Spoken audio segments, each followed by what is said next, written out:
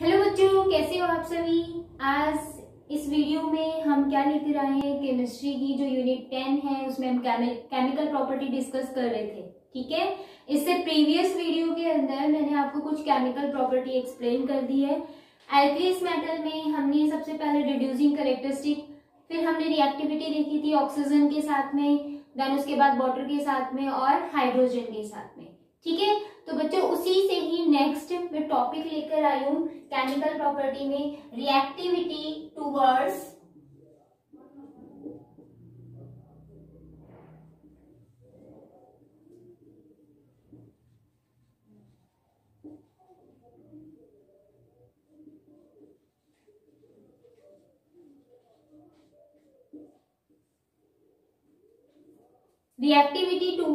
Halogens. ठीक है, देखो बच्चों, हैलोजेंस जो होते हैं आपको पता है, इनको हम एक्स से डिनोट करते हैं। कौन कौन से हैं? Fluorine, chlorine, bromine and iodine. Okay, and ये जो हैलोजेंस के साथ जब एल्केलीस मेटल कंबाइंड होते हैं तो क्या बनाते हैं? हैलाइड्स की फॉर्मेशन करते हैं। ठीक है, फॉर्मेशन ऑफ हैलाइड्स। और इन हैलाइड्स का जनरल फॉर्मूला क्या होगा? MX। क्योंकि मेटल जो होते हैं एल्केलीस मेटल, उनकी ऑक्सीडेशन स्टेट क्या होती है? +1। ठीक है, क्योंकि लास्ट वैलेंस सेल के अंदर 1 ही इलेक्ट्रॉन है, वो यूज कर देगा +1। एंड जो हैलोजेंस होते हैं उनकी क्या होती है? -1। तो इसीलिए फॉर्मूला क्या आएगा? MX। ओके, अब देखो बच्चों, इसमें क्या है, हैलाइड्स जब बनाएंगे तो यहाँ पर फ्लोरीन, क्लोरीन, ब्रोमीन, आयोडीन अलग अलग है, और आप सभी को पता है कि इनकी रिएक्टिविटी अलग अलग होती है। ठीक है, हमारे पास मेटल्स भी क्या है? Different different. कौन कौन से? लिथियम है, सोडियम है, पोटेशियम, रुबीडियम, सीजियम। तो इन सब की, इन मेटल हैलाइड्स की स्टेबिलिटी को एक्सप्लेन करते हैं हम पोलराइजेशन इफेक्ट से। ओके, तो फर्स्टली आपको ये पता होना चाहिए what do you mean by polarisation effect. Polarisation जो इफेक्ट होता है वो क्या है? तो देखो, बहुत सिंपल सा है। मेटल हैलाइड बन चुका है, मेटल पे कौन सा चार्ज होता है? पॉजिटिव। और हैलाइड, ये जो हैलोजेंस होते हैं इन पर क्या होता है? नेगेटिव। इसका मतलब कि जो हैलोजेंस और मेटल्स जब बॉन्ड बनाएंगे तो कौन सा बनाएंगे? आयोनिक। ठीक है, और आयोनिक कंपाउंड की फॉर्मेशन कर रहे हैं। दैट मीन्स मेटल तो है आपका पॉजिटिव चार्ज, और जो आपके पास ये है वो क्या है? एनायन। ये है मेटल, कौन सा? Alkyl metal. एंड ये क्या है आपका? एनायन। एनायन मतलब आपके पास है हैलोजन ग्रुप है। ठीक है, अब क्या होगा, जो मेटल है उसका साइज छोटा होता है क्योंकि ये कैटायनिक फॉर्म के अंदर है, क्योंकि कैटायन का जो साइज होता है पेरेंट एटम से स्मॉल होता है। तो क्या होगा इस केस में, जो यहाँ पर पॉजिटिव फील्ड है वो ज्यादा है, वो क्या करेगा? इस नेगेटिव आयन को अट्रैक्ट करेगा अपनी तरफ। तो जैसे ही अट्रैक्ट करेगा तो जो ये एनायन था अभी क्या है? अनपोलराइज्ड फॉर्म के अंदर है। ठीक है, और जैसे ही केटायन, यानी कि जो केटायन के अंदर या हम कहें मेटल आयन के अंदर जो प्रोटॉन होते हैं वो इलेक्ट्रॉन को अट्रैक्ट करेंगे। तो अभी तो इसकी स्ट्रक्चर क्या है बच्चों? आपको दिखाई दे रही होगी, स्फेरिकल लाइक दिख रही है। अब यहाँ पर इसकी स्ट्रक्चर जो है वो इस टाइप से हो जाएगी। ठीक है, क्यों? क्योंकि इस प्रोटॉन ने एनायन के इलेक्ट्रॉन्स को, जो वैलेंस इलेक्ट्रॉन है उनको अपनी तरफ अट्रैक्ट कर लिया। तो स्ट्रक्चर क्या हो गई? एनायन की डिस्ट्रॉय हो गई। और अब जो ये एनायन बना वो क्या है? पोलराइज्ड एनायन है। ठीक है, इसको अनपोलराइज, फर्स्ट वाले को अनपोलराइज क्यों बोला? क्योंकि इसमें इलेक्ट्रॉन डिस्ट्रीब्यूशन जो है वो इक्वल है हर डायरेक्शन में। ठीक है, इस केटायन या हम कहें मेटल आयन की प्रेजेंस में, या हम कहें कि जो प्रोटॉन होते हैं वो इलेक्ट्रॉन को अट्रैक्ट कर रहे हैं, तो ये इलेक्ट्रॉन का डिस्ट्रीब्यूशन ज्यादा है, यहाँ क्या है? कम। इसीलिए क्या हो जाएगा? पोलराइज्ड हो गया। ठीक है, तो इसलिए हम इसको क्या बोलेंगे? Polarised anion. तो इस इफेक्ट को हम क्या बोलेंगे? पोलराइजेशन इफेक्ट, जिसमें क्या हो रहा है कि जो एनायन है वो अट्रैक्ट हो रहा है टूवर्ड्स द केटायन, उसी इफेक्ट को हम बोलेंगे पोलराइजेशन इफेक्ट। ओके, अब इसमें दो टर्म आती है, क्या? एक आती है पोलराइजिंग पावर, ठीक है, पोलराइजिंग पावर क्या होती है वो आपको बताना है, और एक होती है पोलराइजेबिलिटी।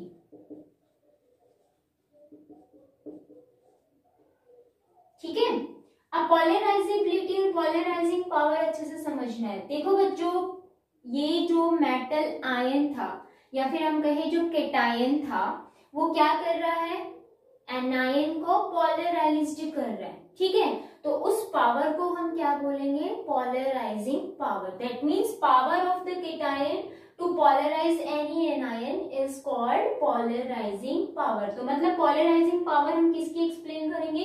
केटायन की या फिर मेटल आयन की, ठीक है। एंड पोलराइजेबिलिटी क्या होती है? हम ये कह रहे हैं कि इस केटायन की प्रेजेंस में जो एनायन है वो क्या हो रहा है? पोलराइज्ड, मतलब एनायंस की जो टेंडेंसी होगी टू गेट्स पोलराइज्ड, उसी को आप क्या बोलोगे? पोलराइजेबिलिटी। दैट मीन्स ये हम किसकी एक्सप्लेन करेंगे? एनायन की। क्लियर है ये चीज? तो ये है आपके पास क्या कि ये जो हैलाइड्स होते हैं इनकी स्टेबिलिटी को हम एक्सप्लेन करेंगे इनके बेस पे। पहले ये टर्म समझ आ गया आपको, ठीक है। अब इसी को ही एक्सप्लेन किया कि जैसे हमने कहा कि मेटल के पास एनायन क्या हो रहा है? अट्रैक्ट हो रहा है मेटल आयन के पास, तो ये क्या हो गया? पहले था आयोनिक कैरेक्टर। अब जैसे ही ये क्या होगा? एनायन मेटल के पास आएगा, मेटल आयन के पास, तो अब उसमें कैरेक्टरिस्टिक क्या आने लग जाएंगे? आयोनिक के डिक्रीज होने लग जाएंगे और कोवेलेंट के इंक्रीज होने लग जाते हैं। तो इन कोवेलेंट कैरेक्टर को हम एक्सप्लेन करते हैं according to the Fajans rule. Okay, अभी हम डिस्कस कर लेते हैं फटाफट। तो बच्चों, फेजान रूल क्या होता है पहले ये देख लो, ठीक है। उसके अकॉर्डिंग हम स्टेबिलिटी भी बता देंगे और उसके अकॉर्डिंग हम ये भी बता देंगे कोवेलेंट कैरेक्टरिस्टिक कितना होता है, कितना नहीं, किसका ज्यादा है किसका कम है। तो फेजान रूल क्या एक्सप्लेन करता है? ये एक्सप्लेन करता है covalent character of halides. Okay, covalent character को एक्सप्लेन करता है। उससे पहले इन्होंने क्या किया? इन कोवेलेंट कैरेक्टर को एक्सप्लेन करने के लिए ये कहा कि जो कोवेलेंट कैरेक्टरिस्टिक होते हैं वो कुछ फैक्टर्स पे डिपेंड करते हैं, जिसमें फर्स्ट आता है साइज ऑफ केटायन, ठीक है, साइज ऑफ केटायन। केटायन का साइज जितना स्मॉल होगा, smaller the size of cation,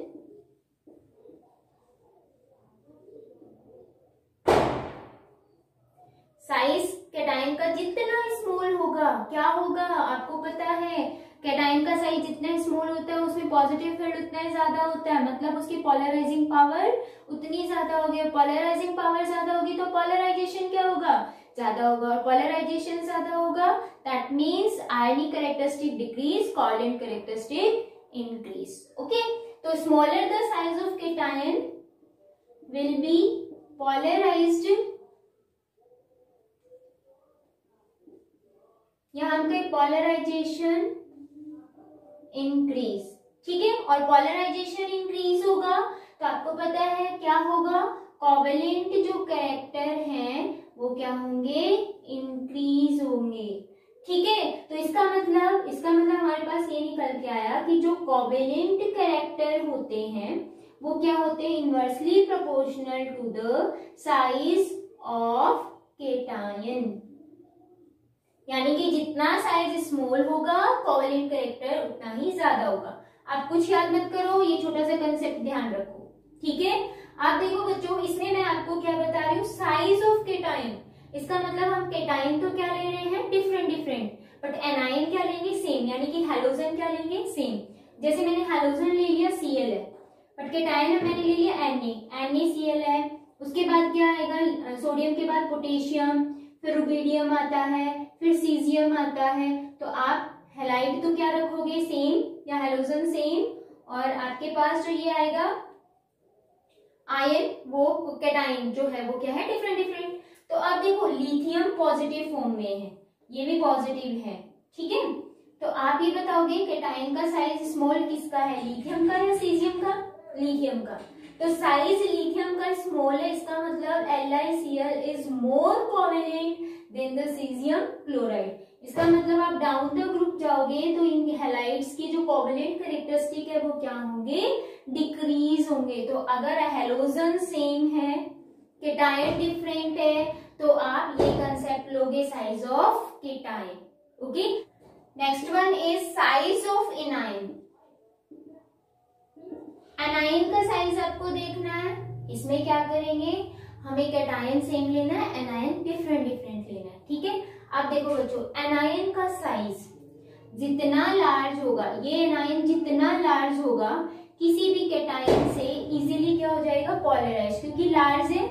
outer electron क्या कर रहे हैं, फ्रीली, यहाँ कहें यहाँ से अट्रैक्टेड कम है न्यूक्लियस से। इस नेगेटिव का मतलब ये नहीं है कि सेंटर में यहाँ पर इलेक्ट्रॉन प्रेजेंट है, इस नेगेटिव का मतलब है ये एनायन है। ठीक है, इस पॉजिटिव का मतलब क्या है, केटायन। ये मत समझना कि ये प्रोटॉन है और यहाँ सेंटर में न्यूट्रॉन इलेक्ट्रॉन है। ठीक है, तो यहाँ पर साइज जितना लार्ज होगा वो केटायन से उतना ही जल्दी क्या हो जाएगा, पोलराइज्ड हो जाएगा। और जितनी जल्दी पोलराइज्ड होगा हम कहेंगे उसमें कोवैलेंट कैरेक्टरिस्टिक इंक्रीज हो जाएंगे। इसका मतलब क्या है, इसका मतलब ये है कि जो कोवैलेंट कैरेक्टर हैं वो क्या होते हैं, डायरेक्टली प्रोपोर्शनल होता है साइज ऑफ एनायन। यानी कि एनायन का साइज जितना ज्यादा होगा कोवैलेंट कैरेक्टरिस्टिक भी उतने ही ज्यादा होंगे। ठीक है, तो अब आपको क्या करना है, जैसे मैंने आपको हैलाइड्स दे दिए, मेटल हैलाइड्स, और आपको बताना है कि कोवैलेंट कैरेक्टरिस्टिक किसमें ज्यादा है किसमें कम है, क्योंकि ये कंसेप्शनल क्वेश्चंस आते हैं। तो मैंने क्या किया, एनायन डिफरेंट लिया क्योंकि हम साइज पढ़ रहे हैं एनायन का, तो केटायन क्या लेना है, सेम लेना है। जैसे मैंने बोला Na, ठीक है, सोडियम है, वो क्या कर रहा है, Cl के साथ रिएक्ट कर रहा है। जैसे मैंने कहा NaBr या फिर NaF, Cl Br NaI, जैसे मैंने ये एग्जांपल लिया। सपोज करो आपसे ये पूछते हैं, कोई भी दो दे देंगे, जैसे सपोज ये दे दिया और ये कहेंगे मोर कोवैलेंट कौन है, तो आप क्या देखोगे, एनायन का साइज। और आपको पता है कि fluorine, chlorine, bromine and iodine down the group जाते हैं तो साइज क्या होता है, इंक्रीज। इसका मतलब साइज एनायन, हम ये एनायन देख रहे हैं, साइज एनायन का क्या है, सेम है। तो आप क्या करोगे, सेम नहीं है, डिफरेंट डिफरेंट है, केटायन का सेम है, तो आपको क्या करना है, सिर्फ ये देखना है एनायन का साइज जिसका ज्यादा होगा कोवैलेंट कैरेक्टर उतना ही ज्यादा उसका होगा। क्लियर? तो साइज ऑफ केटायन में आपको क्या करना है, केटायन डिफरेंट डिफरेंट मिलेंगे, एनायन सेम मिलेगा। साइज ऑफ एनायन वाला कंसेप्ट कहाँ लगेगा, जहां पर एनायन डिफरेंट हो, केटायन क्या हो, सेम हो, या हम कहें मेटल सेम है और वहां पर जो एनायन होगा वो क्या होगा, डिफरेंट होगा, या कोई भी हैलोजन का मेंबर डिफरेंट डिफरेंट रहेंगे। ठीक है, तो ये था साइज ऑफ एनायन। अब बात आती है चार्ज ऑफ द एनायन और केटायन। ठीक है, तो आप केटायन के अकॉर्डिंग ही आप एक्सप्लेन कर सकते हो। तो देखो बच्चों, जो चार्ज होगा, मैं एक्सप्लेन कर देती हूँ जल्दी से। जो चार्ज होता है केटायन का, जितना ज्यादा होता है उसका साइज उतना स्मॉल होता है, क्योंकि आपको पता है। तो थर्ड पॉइंट हम क्या देख रहे हैं, charge on cation. Charge cation पे जितना ज्यादा बढ़ता है, इसका मतलब कोई भी मेटल है, जैसे मेटल है उसने एक इलेक्ट्रॉन क्या किया, लूज कर दिया, माइनस इलेक्ट्रॉन मतलब उसने लूज कर दिया, उस पर क्या चार्ज आ गया, प्लस चार्ज।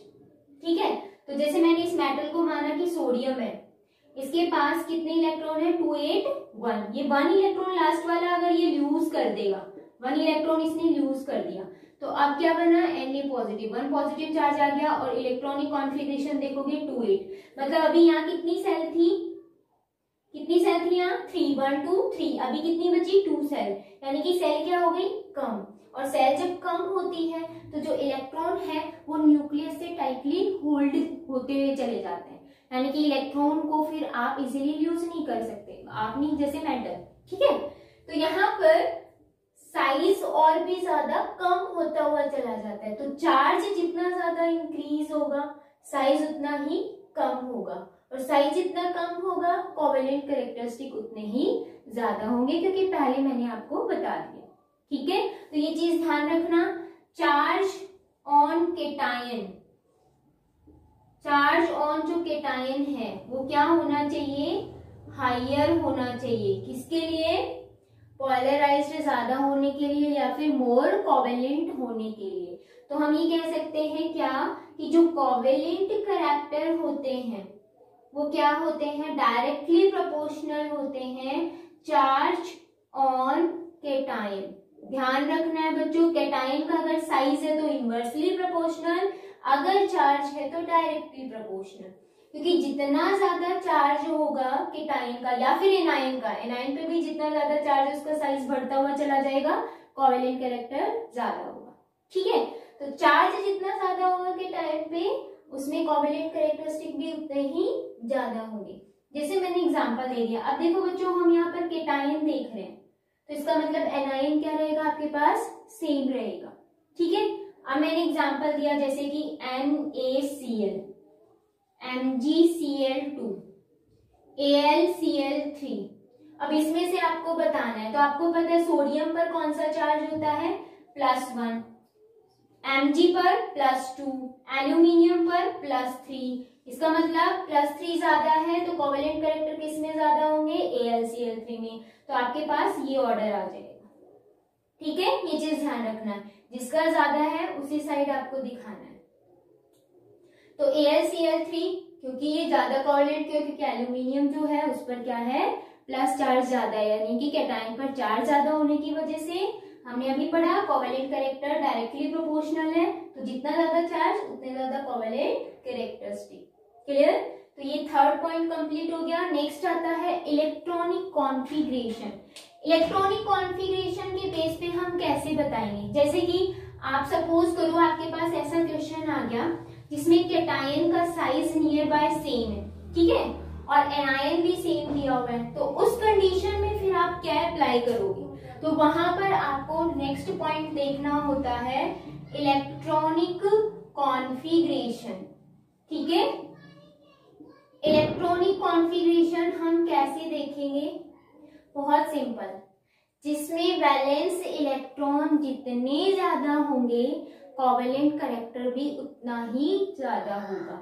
यानी कि आपको क्या ध्यान रखना है? Covalent character is directly proportional to the number of valence electron. ठीक है, यानी कि वैलेंस इलेक्ट्रॉन जितने ज्यादा होंगे कोवेलेंट कैरेक्टर भी उतना ही ज्यादा होगा। कैसे पता चलेगा? देखो, जैसे मैंने आपको एग्जांपल दिया कि आपके पास CuCl है, देखो इसकी +1 ऑक्सीडेशन स्टेट है, इसकी -1 है। NaCl में भी क्या है? इसकी +1 ऑक्सीडेशन स्टेट है, यानी कि चार्ज क्या है? सेम, और इनका साइज भी क्या होता है? Near by same, -1 -1। एनायन का भी चार्ज क्या है? सेम, साइज भी क्या है? सेम। तो इस केस में अब क्या देखोगे आप? Electronic configuration. अगर सोडियम की बात करें तो अभी बताया इलेक्ट्रॉनिक कॉन्फ़िगरेशन क्या होता है? 2-8। अच्छा, ये +1 की कंडीशन में है, ये ध्यान रखना है, 2-8। ठीक है, अगर हम कॉपर पॉजिटिव की बात करें तो क्या होता है? 2-8 18। देखो वैलेंस इलेक्ट्रॉन इसमें कितने हैं? 8। इसमें कितने हैं? 18। ज्यादा किसमें है? कॉपर में। तो हम क्या कहेंगे? CuCl is more covalent than NaCl। ठीक है, ये चीज आपको ध्यान में रखनी है। तो ये हो गया कि कोवेलेंट कैरेक्टरिस्टिक जो होंगे किसके? हैलाइड्स के, हम कैसे एक्सप्लेन करेंगे। आयोनिक नेचर के होते हैं, बट एक्चुअल में पॉलराइजेशन इफेक्ट की वजह से इनके आयोनिक कैरेक्टरिस्टिक डिक्रीज हो जाते हैं और कोवेलेंट इंक्रीज हो जाते हैं। तो कोवेलेंट कैरेक्टरिस्टिक को हम एक्सप्लेन करेंगे according to the Fajans rule. ठीक है, अब ये टॉपिक हो गया है कंप्लीट आपका जो हैलाइड्स वाला है। नेक्स्ट आता है कि जो मेटल्स होते हैं, एल्कलीस मेटल, वो कार्बोनेट्स की भी फॉर्मेशन करते हैं, बाइकार्बोनेट्स की भी फॉर्मेशन करते हैं, एंड सल्फेट्स की भी फॉर्मेशन करते हैं। नेक्स्ट आता है फॉर्मेशन ऑफ कार्बोनेट्स। कार्बोनेट्स की फॉर्मेशन ये सभी करते हैं, सभी मेटल्स। M2CO3 इसका जनरल फॉर्मूला होता है। ठीक है, एल्कलीस मेटल सभी मेटल कार्बोनेट की फॉर्मेशन करते हैं। एक्चुअल में जो लिथियम होता है Li2CO3 वो क्या होता है, बनाता तो कार्बोनेट है बट क्या होता है, अनस्टेबल। बाकी जो अदर्स होंगे, अदर्स मतलब सोडियम है, पोटेशियम, रुबिडियम, सीजियम के जो कार्बोनेट्स होंगे वो क्या होंगे, स्टेबल होंगे, बट ये क्या होगा, अनस्टेबल। क्यों? क्योंकि हम जैसे इसको हीट करते हैं ये अपने ऑक्साइड्स में कन्वर्ट हो जाता है और वहां से CO2 गैस रिलीज हो जाती है, इसीलिए ये क्या होता है, अनस्टेबल। मतलब ये कार्बोनेट किस में कन्वर्ट हो जाता है, ऑक्साइड के अंदर। क्लियर? सिंपल सा है, कार्बोनेट्स की फॉर्मेशन करेंगे जिसमें से लिथियम कार्बोनेट अनस्टेबल, बाकी सारे क्या होते हैं, स्टेबल। नेक्स्ट आता है formation of bicarbonate, formation of bicarbonates. Bicarbonates की भी फॉर्मेशन करते हैं जिसका फॉर्मूला होता है MHCO3। HCO3 जहां लग जाए वहां बाइकार्बोनेट या हाइड्रोजन कार्बोनेट बोला जाता है। ठीक है, यहाँ पर इस पर -1 चार्ज होता है, इस पर भी +1 होता है, फॉर्मूला ये होगा आपके पास। अब देखो बच्चों, ये एल्कीलीस मेटल जो होते हैं वो इनकी फॉर्मेशन तो कर लेते हैं बट ये सारे के सारे क्या होते हैं, अनस्टेबल।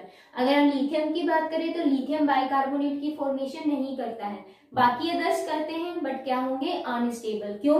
क्योंकि इन मेटल हाइड्रोजन कार्बोनेट को या बाइकार्बोनेट को जब हम हीट करते हैं, स्ट्रॉन्ग हीट, ठीक है, स्ट्रॉन्ग हीट जैसे ही करेंगे ये किस में कन्वर्ट हो जाते हैं, 2 मॉलिक्यूल ले लेना, M2CO3 किस में चेंज हो गए, कार्बोनेट्स के अंदर चेंज हो गए। ठीक है, और CO2 गैस रिलीज हो जाती है एंड वाटर मॉलिक्यूल। ठीक है, रिएक्शन बैलेंस ऑलरेडी मैंने कर दी है। तो यहाँ पर ये अनस्टेबल क्यों है, क्योंकि हीटिंग करते ही ये किस में चेंज हो गए, कार्बोनेट्स के अंदर चेंज हो जाते हैं, इसीलिए बाइकार्बोनेट अनस्टेबल होते हैं। ठीक है, नेक्स्ट आता है बच्चों फॉर्मेशन ऑफ सल्फेट्स। सल्फेट्स की भी अगर फॉर्मेशन की बात करें तो लिथियम को छोड़ के बाकी सभी क्या करते हैं, सल्फेट्स की फॉर्मेशन करते हैं। M2SO4 उनका फॉर्मूला होता है जो कि स्टेबल होता है। अगर लिथियम की बात करें तो वो क्या रहेगा, अनस्टेबल। अगर वो रिएक्ट भी करेगा तो भी वो चेंज हो जाएगा किसमें, ऑक्साइड्स के अंदर। ठीक है, नेक्स्ट आता है सॉल्यूबल इन अमोनिया। अमोनिया किस फॉर्म में है, लिक्विड फॉर्म के अंदर है। ठीक है, लिक्विड अमोनिया में जैसे ही हम एल्कीलीस मेटल को डालते हैं ये सारे क्या हो जाते हैं, सॉल्यूबल। कैसे पता चलेगा, क्योंकि जैसे ही इनको हम डालते हैं ब्लू कलर का सॉल्यूशन बन जाता है, इसका मतलब वो क्या हो गए हैं, सॉल्यूबल। क्योंकि जैसे ही मेटल अमोनिया के साथ रिएक्ट करके जब कॉम्प्लेक्स बनाएंगे तो जो अमोनिएटेड कॉम्प्लेक्स होता है वो इलेक्ट्रॉन को एब्जॉर्ब करेगा, अपनी ग्राउंड से एक्साइटेड में जाएगा, और फिर जब ग्राउंड से एक्साइटेड में जाता है तो वो रेड कलर की जो वेवलेंथ की होती है रेडिएशन की वो एब्जॉर्ब कर लेता है। फिर आपको पता है कि जो हायर स्टेट या एक्साइटेड स्टेट होती है उसकी स्टेबिलिटी कम होती है, क्योंकि उसकी एनर्जी ज्यादा होती है, तो इलेक्ट्रॉन वापस अपनी ग्राउंड स्टेट में आएगा। ये चीज मैंने पहले एक्सप्लेन की हुई है कि कलरेशन कैसे देते हैं। ठीक है, तो जब ग्राउंड स्टेट में आएगा तो उस रेड कलर की कॉम्प्लीमेंट्री कलर क्या करता है, लूज कर देता है, या हम कहें जो रेडिएशन इमिट करेगा वो कैसी होगी, ब्लू कलर की। इसीलिए सॉल्यूशन कैसा बनेगा, ब्लू कलर का सॉल्यूशन बनेगा। ठीक है, तो ये था केमिकल प्रॉपर्टीज एल्कीलीस मेटल की। तो ये कंप्लीट हो गया। अब इसी में ही देखो बच्चों, हमने बहुत सारी प्रॉपर्टी देखी, उसमें लिथियम का बिहेवियर बिल्कुल अलग था। उसका रीजन क्या है तो वो हमें डिस्कस करना है अभी। तो नेक्स्ट आता है एनॉमलस बिहेवियर ऑफ लिथियम।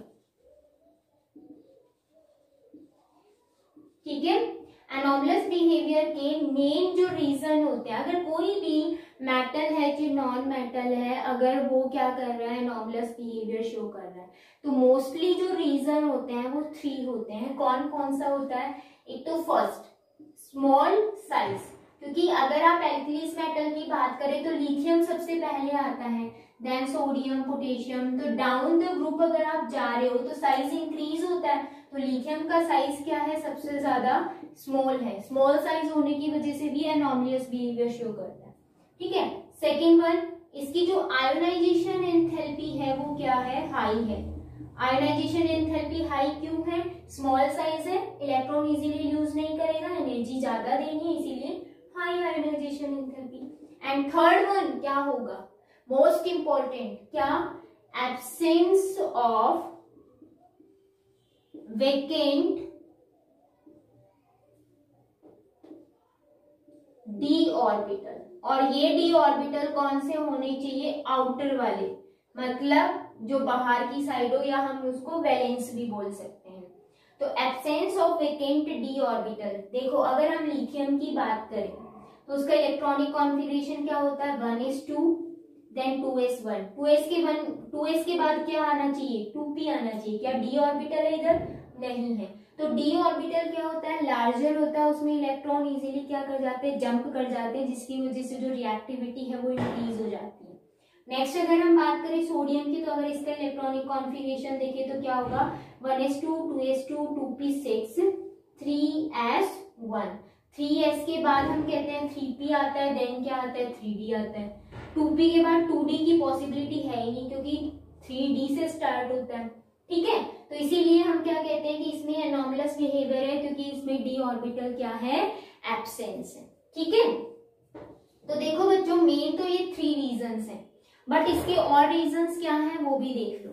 क्या क्या है, स्मॉल साइज होने की वजह से जो मेटेलिक बॉन्ड है उसकी फॉर्मेशन करता है, स्ट्रॉन्ग मेटेलिक बॉन्ड की फॉर्मेशन होने की वजह से भी एनॉमलस बिहेवियर शो करता है। और स्ट्रॉन्ग मेटेलिक बॉन्ड बनाने की वजह से ये क्या होता है, हार्ड होता है, ठीक है। और अगर हार्ड होगा तो मेल्टिंग पॉइंट और जो बॉइलिंग पॉइंट है वो भी क्या होंगे, इनके हाई होंगे। अदर्स एल्कलीस मेटल के कंपेयर में बोल रही हूँ बच्चों, ये नहीं है कि मैं पूरी पीरियोडिक टेबल का लेके बैठी हूँ, ओनली इनके कंपेयर में इसका देखना है, ठीक है। तो अदर्स इनकी बात करें तो ये मेटेलिक बॉन्ड की फॉर्मेशन नहीं करते, बाकी ये लिथियम करता है, इसी वजह से ये क्या होता है, ज्यादा हार्ड होता है इनके कंपेयर में, और मेल्टिंग पॉइंट बॉइलिंग पॉइंट भी लिथियम के ज्यादा होंगे इनके कंपेयर में, ठीक है। अब देखो नेक्स्ट वन, क्या, जब ये बेस बनाता है लिथियम हाइड्रोक्साइड, वाटर के साथ रिएक्ट करके हाइड्रोक्साइड की फॉर्मेशन कर रहा है, तो ये जो बेस बनेगा ये कैसा होगा, वीक बेस होगा। अब इसका क्या रीजन है, स्ट्रॉन्ग बेस क्यों नहीं है, देखो बेस क्या करते हैं, OH नेगेटिव आयन को लूज करते हैं, है ना। अब यहाँ पर जो लिथियम है वो OH नेगेटिव आयन को इजीली लूज नहीं कर पाता है, क्यों, क्योंकि इसका साइज स्मॉल होने की वजह से ये क्या कर लेता है, उसको अट्रैक्ट कर लेता है, अट्रैक्शन ज्यादा होने की वजह से OH negative ion easily lose नहीं होगा, और ये क्या होगा, वीक बेस होगा, स्ट्रॉन्ग बेस नहीं होगा, ठीक है। तो इसकी वजह से, और क्या, देखो मैंने आपको कार्बोनेट्स के अंदर बताया था क्या, कि कार्बोनेट्स में लिथियम कार्बोनेट की फॉर्मेशन तो हो जाती है, बट क्या होता है, अनस्टेबल, क्यों, क्योंकि जो लिथियम कार्बोनेट होता है उसको हीट करते ही वो किसमें चेंज हो जाता है, ऑक्साइड के अंदर चेंज हो जाता है, ठीक है। तो ये कुछ प्रॉपर्टीज ऐसी जिसमें से ये 3 मेन है, बाकी ये हम क्या बताते हैं, इनकी केमिकल प्रॉपर्टी के बेस पे बताते हैं, ठीक है। ये 2 तो फिजिकली है, ये केमिकल के बेस पे, तो ये चीज आपको ध्यान रखनी है। अब इसमें एक चीज और है, मेन चीज क्या, अगर हम नाइट्रोजन के साथ रिएक्शन देखते हैं, रिएक्शन विद नाइट्रोजन, तो अदर्स जो एल्कलीस मेटल होते हैं वो नाइट्रोजन के साथ रिएक्शन नहीं करते, बट लिथियम नाइट्रोजन के साथ रिएक्ट करके क्या बनाता है, फॉर्मेशन ऑफ नाइट्राइड्स, ठीक है, दैट मीन्स Li3n की फॉर्मेशन कर लेता है। इसका रीजन, नाइट्रोजन का साइज भी स्मॉल है, लिथियम का भी स्मॉल है, इसकी थर्मल स्टेबिलिटी ज्यादा होती है अदर्स के कंपेयर में, इसीलिए ये क्या बनाता है, Li3n, ठीक है। और अगर हम बात करें इसके हाइड्राइड्स की भी, तो लिथियम के जो हाइड्राइड्स होते हैं उनकी थर्मल स्टेबिलिटी ज्यादा होती है अदर्स के कंपेयर में। तो ये कुछ केमिकल रिएक्टिविटी के बेस पे बताना है, और इसका मेन रीजन मैंने आपको बता दिए 3 पॉइंट्स। तो ये थे anomalous behaviour of the lithium. अब आता है कि जो डायगोनल रिलेशनशिप जो लिथियम है वो किसके साथ शो करता है, या डायगोनल रिलेशनशिप होता क्या है, ठीक है। तो नेक्स्ट पॉइंट है डायगोनल रिलेशनशिप विद नहीं, अभी आपको सिर्फ ये बताना है डायगोनल रिलेशनशिप होता क्या है। देखो बच्चों, आपको जैसे मैंने लिखा लिथियम है, बेरिलियम है, फिर बोरोन आएगा, ठीक है। या नीचे क्या आता है, सोडियम, मैग्नीशियम, देन एल्यूमिनियम। तो होता क्या है, नेक्स्ट ग्रुप देन उसके नीचे जो ग्रुप ये एलिमेंट होगा वो क्या होता है, डायगोनली प्रेजेंट होता है। इसको आप डायगोनली रिप्रेजेंटेशन देते हो क्या, next group to next period, या हम कहे डाउन द ग्रुप। तो ये दोनों आपस में क्या है, डायगोनली प्रेजेंट होते हैं, जिनकी फिजिकल प्रॉपर्टीज और केमिकल प्रॉपर्टी नियर बाय क्या होती है, सेम होती है। उसी रिलेशनशिप को आप क्या बोलोगे, डायगोनल रिलेशनशिप। दैट मीन्स जो लिथियम होगा वो डायगोनली किसके साथ रिलेशन में है, मैग्नीशियम के साथ में। अगर हम बेरिलियम की बात करेंगे तो वो किसके साथ है, एल्यूमिनियम के साथ में। ठीक है, नेक्स्ट ग्रुप देन उसके नेक्स्ट जो पीरियड के अंदर प्रेजेंट है उसी ग्रुप में वो क्या होंगे, डायगोनली प्रेजेंट होते हैं। तो अगर लिथियम और मैग्नीशियम की बात करें तो इनकी सिमिलर प्रॉपर्टी कौन कौन सी है, उसके बेस पे ही हम क्या कहते हैं, डायगोनली रिलेशनशिप के अंदर है। ठीक है, तो सिमिलर प्रॉपर्टीज कौन कौन सी है, फर्स्ट जो इनका एटॉमिक साइज होता है वो क्या होता है, नियरली सेम होता है। नेक्स्ट सेकंड, जो आयोनिक रेडियाई होती है वो भी क्या होती है, नियर बाय सेम होती है। थर्ड वन इज, अभी भी मैंने कहा कि जो लिथियम हाइड्रोक्साइड है वो क्या होता है, स्ट्रॉन्ग बेस या वीक बेस, वीक बेस। ठीक है, तो हम ये कहेंगे जो लिथियम हाइड्रोक्साइड एंड जो मैग्नीशियम हाइड्रोक्साइड है MgOH का हॉल्ट वाइज, ये फॉर्मूला होता है। ठीक है, ये दोनों ही क्या होंगे, आर वीक बेस। ठीक है, सेम एज इट इज बहुत कुछ ऐसी प्रॉपर्टीज भी हैं, जैसे कार्बोनेट्स की बात करें, बायकार्बोनेट्स की बात करें तो इनकी वो प्रॉपर्टीज भी क्या है, नियर बाय सेम ही है। ठीक है, तो इनकी वजह से ये जो प्रॉपर्टी सेम होने की वजह से इनको हम क्या कहते हैं, डायगोनली रिलेशनशिप के अंदर है। ठीक है बच्चों, यहाँ तक ही आपका है। उसके बाद कुछ सोडियम के कंपाउंड्स है जो कि आपके सिलेबस से रिमूव कर दिए हैं। तो आज आपका एल्कली मेटल कंप्लीट हो गया है। नेक्स्ट वीडियो में हम एल्किलाइन अर्थ मेटल्स के बारे में डिस्कस करेंगे, उनकी फिजिकल प्रॉपर्टी क्या है, उनकी केमिकल प्रॉपर्टी क्या है, anomalous behaviour and diagonal relationship. Only आपके सिलेबस में यही है। बाकी जो टॉपिक्स हैं, जो कंपाउंड्स हैं एल्कलीज मेटल के भी और एल्कलाइन अर्थ मेटल के भी, वो आपके रिड्यूस कर दिया गया है जो आपका सिलेबस रिवाइज होके आया था उसके अंदर। ओके, तो बच्चों नेक्स्ट यूनिट हम नेक्स्ट टॉपिक के साथ मिलेंगे। नेक्स्ट टॉपिक आपको पता है कौन सा है। Take care.